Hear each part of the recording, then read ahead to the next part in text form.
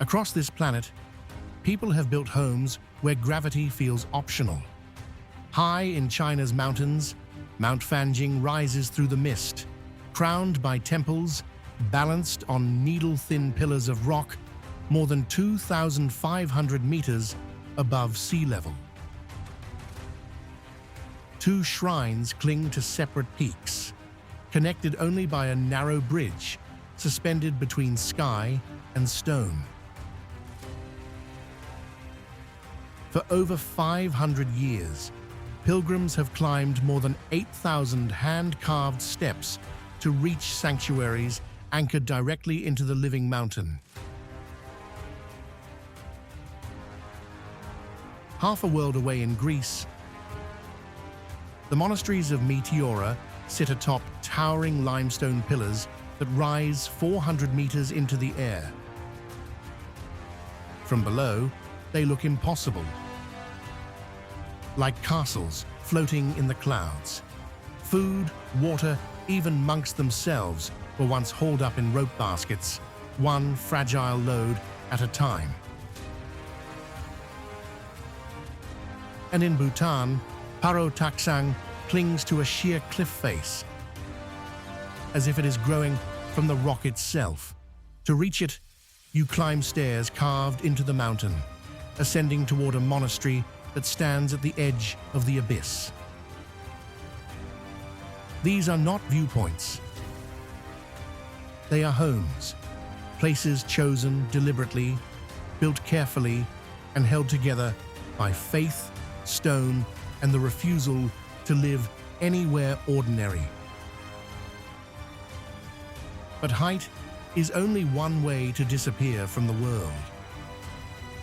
Off the coast of England, Lindisfarne looks peaceful, almost ordinary, until the sea decides otherwise. Twice a day, the narrow causeway connecting it to the mainland vanishes beneath the tide. Miss the timing, and you are stranded, watching the road dissolve into open water as the island seals itself off. Far above the Arctic Circle in Greenland, Ilulissat wakes to a different sound. Not traffic, not wind, thunder. Icebergs the size of skyscrapers crack and break apart in the fjord beyond the town. Over 35 billion tons of ice fracture here each year, reshaping the horizon with every echoing collapse. The only way out is by weaving between these frozen giants, navigating a maze that can close without warning. And in Norway's Henningsvær, a fishing village scatters itself across tiny islands linked by narrow bridges. The school stands on one rock, the church on another, homes clustered on a third. When winter storms roll in and waves crash over the crossings, even visiting a neighbor becomes a calculated risk. In these places, isolation is not poetic. It is tidal, glacial, relentless. Sometimes the danger is not above you or around you, but beneath your feet. In northern Spain, Castellfollit de la Roca balances on a 50-meter basalt cliff, so narrow that at points the town is barely 2 houses wide. The buildings were carved from the very rock they stand on, stacked back onto the ridge as if daring the edge to give way. From below, the settlement looks less built than fused to the cliff itself. In Italy, Civita di Bagnoregio fights a slower battle. Built on crumbling volcanic stone, the town erodes piece by piece into the valley below. A single pedestrian bridge now serves as its lifeline, stretching across a widening canyon toward a place that is literally disappearing. Fewer than a dozen residents remain, watching the ground beneath them surrender year after year. And in Argentina, the colonial town of Iruya cascades down Andean slopes at nearly 2,800 meters above sea level. Cobblestone streets turn into staircases. Houses lean into one another for support. The only road clings to cliff faces that drop into mist-filled valleys. Here, the earth does not feel solid. It feels temporary. For some communities, the ground does not just threaten to crumble. It burns. In Iceland, the fishing town of Grindavik sits on solidified lava fields, where molten rock once flowed freely and may do so again. An active volcanic system looms nearby. The region experiences an average of 25,000 earthquakes each year, small reminders that the crust beneath the town is constantly shifting. Residents have watched glowing lava illuminate the horizon, knowing that if the volcano opens, rivers of fire could pour into their streets with nothing to stop them. Even the nearby geothermal power plant stands in the potential path of destruction. Life here unfolds on borrowed stability.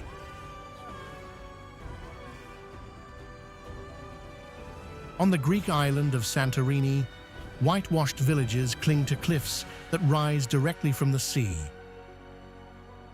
The view is breathtaking, but it is also the scar of catastrophe. More than 3,600 years ago, a colossal eruption tore the island apart, reshaping it into the crescent that exists today. The last major eruption in 1950 served as a reminder that the volcano beneath the postcard sunsets still breathes. Every photograph captures not just beauty, but the rim of an active crater. And on Tana Island in Vanuatu, eruptions are not rare events, they are routine. One of the world's most active volcanoes explodes dozens of times each day. Families live at its base, waking to the sound of the earth detonating like a cosmic alarm clock that never stops. Locals have learned to read the mountain's moods, distinguishing harmless outbursts from genuine danger. For them, volcanic fire is not spectacle, it is background noise. In these places, destruction is not a distant possibility. It is a neighbor, a presence, a force that shapes daily life, redraws maps, and reminds everyone that stability is an illusion. In some places, survival means going down instead of up. On the Indonesian island of Java, Kawah Ijen glows like an open wound in the earth. Inside its crater lies a lake so acidic it can dissolve metal, surrounded by cliffs stained yellow with sulfur. At night, blue flames flicker across the rock face as sulfuric gases ignite on contact with air. It looks otherworldly, beautiful, deadly.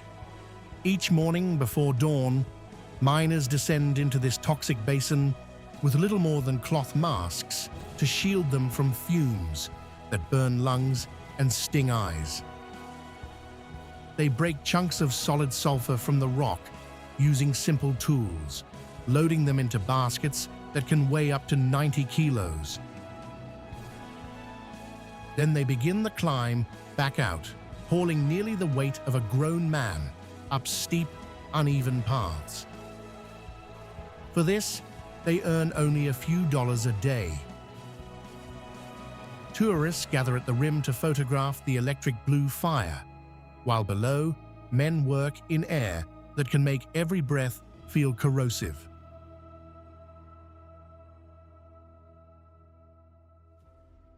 Further west in Turkey, survival once required an even deeper retreat.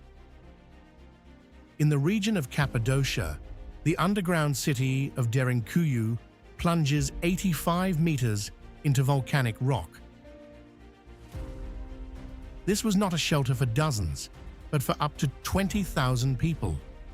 Entire communities lived below the surface for months at a time, hidden from the world above. There were stables, kitchens, schools, storage rooms, and rolling stone doors that could seal off entire sections from invaders. Vertical shafts carved through the rock carried air to the lowest chambers, creating an ancient ventilation system that made prolonged survival possible. From the surface, armies could march overhead without ever knowing a city existed beneath their feet. In Tunisia's desert town of Matmata, families also turned inward to escape the climate. From above, their homes appear as little more than circular holes carved into sandstone. But step to the edge and look down, and an entire courtyard opens below, surrounded by rooms hollowed deep into the earth. These underground compounds remain naturally cool year-round, shielded from the brutal desert heat. What looks invisible from the surface is, in fact, a carefully engineered refuge. In these places, the safest direction is not toward the horizon, but into the ground itself. Elsewhere, survival depends not on hiding, but on building differently. In the Australian outback, the town of Coober Pedy endures summer temperatures that can reach 50 degrees Celsius. Under that relentless sun, ordinary houses would become ovens, so nearly the entire town moved underground. Homes, shops, pubs, even churches are carved directly into the rock. Old mining tunnels became streets. Ventilation shafts, drilled through sandstone, keep the air breathable. What began as a desperate response to heat evolved into a fully functioning underground community where life unfolds in cool, permanent twilight while the desert bakes above. In the snowy mountains of central Japan, the village of Shirakawa-go faces the opposite extreme. Here, winter does not arrive gently. Snow falls in crushing volumes, and nearby Mount Ibuki once recorded 11.8 meters in a single day. To survive, residents built gas shozukuri houses with steep, sharply angled thatched roofs designed to shed heavy snow before it can collapse the structure. The roofs resemble hands pressed together in prayer, but their purpose is practical. Each beam and angle exists to outlast the weight of winter. In Ethiopia's Danakil Depression, the village of Hamed Ella stands on a salt plain where temperatures regularly exceed 45 to 50 degrees Celsius. The landscape beyond is hostile, even by desert standards. Neon green acid pools bubble nearby. Volcanoes release toxic gases. Geysers shoot scalding water into air that rarely cools. Yet families live here in simple huts, made from woven mats and wooden frames. For generations, they have mined salt by hand under punishing heat, hacking white slabs from the earth and transporting them across a landscape that seems torn from another planet. These communities do not conquer their environments, they adapt to them. Architecture becomes defense. Materials become strategy. Every wall, every roof, every tunnel is an answer to a single question. How do you live where the climate itself seems determined to push you out? Some communities solve the problem of survival by refusing to stay still. On Lake Titicaca in Peru, the Uros people built their world on water. Their islands are not natural, They are constructed entirely from totora reeds harvested from the shallows. Layer upon layer is stacked and bound together until solid ground appears where none existed before. But these islands are temporary by design. As the reeds decay, new layers are added. The surface is rebuilt constantly, turning maintenance into a way of life. Homes, watchtowers, and boats all rise from the same golden material. When you cannot claim land, you create it. In Cambodia, Tonle Sap Lake transforms with the seasons, like a breathing organism. During the dry months, it contracts to a modest basin. When the monsoon rains arrive, it expands up to 6 times its size, swallowing forests and fields. Entire communities rise with it. Houses stand on stilts nearly 10 meters tall, or float on rafts tethered to poles and ropes. Schools and temples shift with the water level. Solid ground exists only part of the year. For the rest, daily life is anchored to wood and rope. Far from water, movement becomes even more essential on the Mongolian steppe. Here, emptiness stretches in every direction. No roads, no permanent neighbors. Families live in yurts that can be dismantled in under an hour, loaded onto camels or trucks, and rebuilt miles away before sunset. The seasons dictate migration. Winters plunge to -40 degrees Celsius. Droughts harden the grasslands. Home is not a fixed point on a map. It is wherever the family stops moving. In these places, permanence is not the goal. Flexibility is. Land shifts, water rises, climate changes. So the people move with it, rebuild with it, and redefine what home means altogether. When space disappears, cities do not stop growing. They rise. In China's Yanjin, an entire city is squeezed into a valley, barely 30 meters wide at its narrowest point. More than 400,000 people live along a thin strip of land pressed between steep mountain walls and a river below. Buildings climb upward because there is nowhere else to go. Terraced retaining walls and stepped foundations hold neighborhoods in place, preventing them from sliding into the water. From above, the city looks like a vertical ribbon, stretched for kilometers through stone. In Brazil, Rocinha expands in a different direction, but under the same pressure. Built on steep hillsides overlooking Rio, this dense community houses over 100,000 people in a maze of concrete structures stacked tightly together. Streets become staircases, roofs double as foundations for the next level above.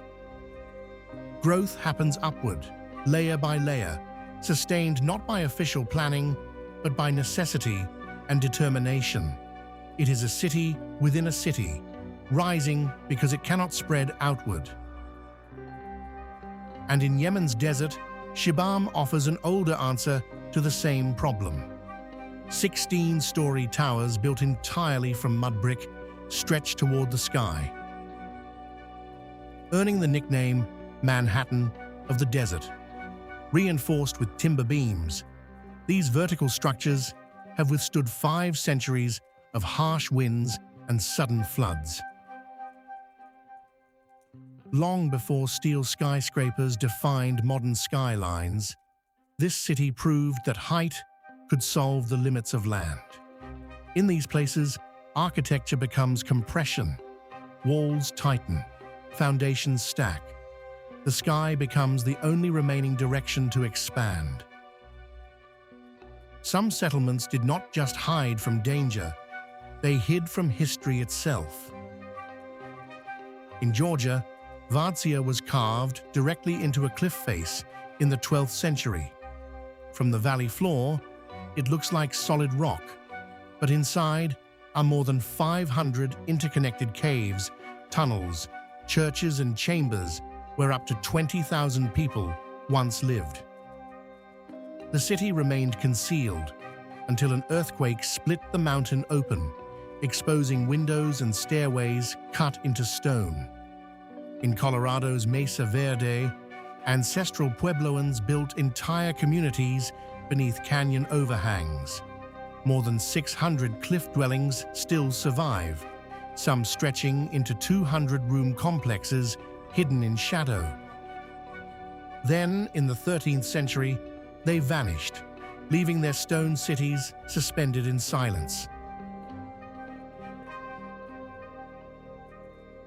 And in China's Guyaju caves, over 100 cliffside homes climb vertically up sheer rock walls. Entire families once lived there, yet historians still do not know who built them. The people disappeared so completely that even their name is lost. These were not ruins at first. They were deliberate worlds, carved into stone, then erased. Some places do not survive the forces that shaped them. In eastern Turkey, Ani was once a medieval capital of 100,000 people. Known as the City of 1001 Churches, merchants crossed continents to reach its markets. Kings sent ambassadors to its courts. Then earthquakes fractured its walls, invasions scattered its population, and trade routes shifted. Today, its cathedrals and towers stand hollow on a windswept plain, a former powerhouse reduced to silence. In Namibia's desert, Kolmanskop rose during the diamond rush of the early 1900s. It had a hospital, a ballroom, even an ice factory, all sustained by gems scattered across the sand. When the diamonds ran out in the 1950s, the people left. The desert returned patiently, filling elegant homes grain by grain, until dunes rose through doorways and across grand pianos. High in Russia's Caucasus Mountains, Gamsutul clung to a rocky plateau for over 2,000 years. Stone houses were carved into the cliff top, reachable only by steep mountain paths.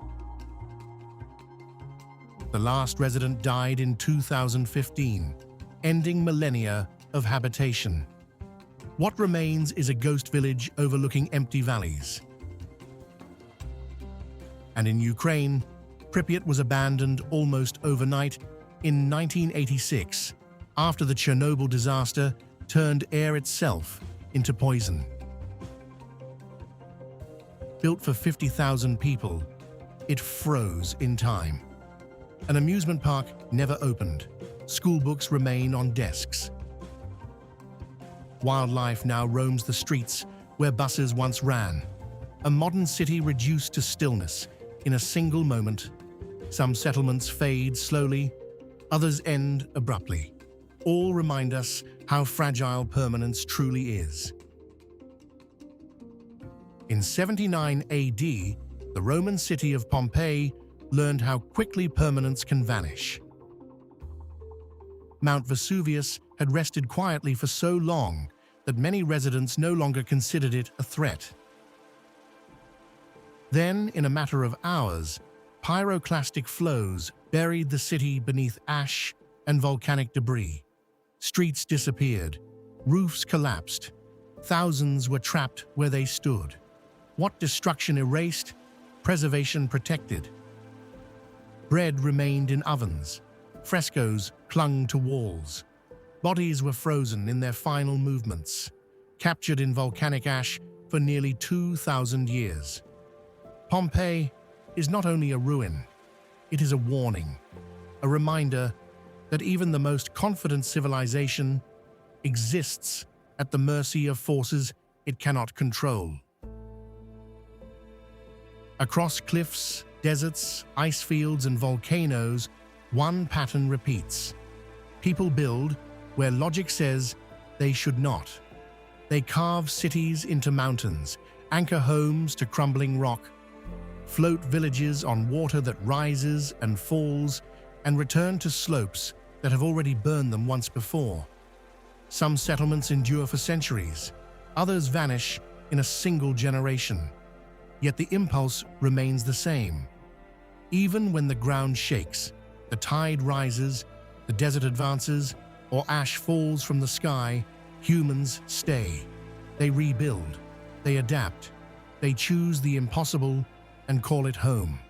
Because the most remarkable structure in any of these places is not the temple, the tower, or the tunnel. It is the decision to live there at all. You've just scratched the surface. Tap subscribe and let's keep chasing the questions that make the world so strange and fascinating.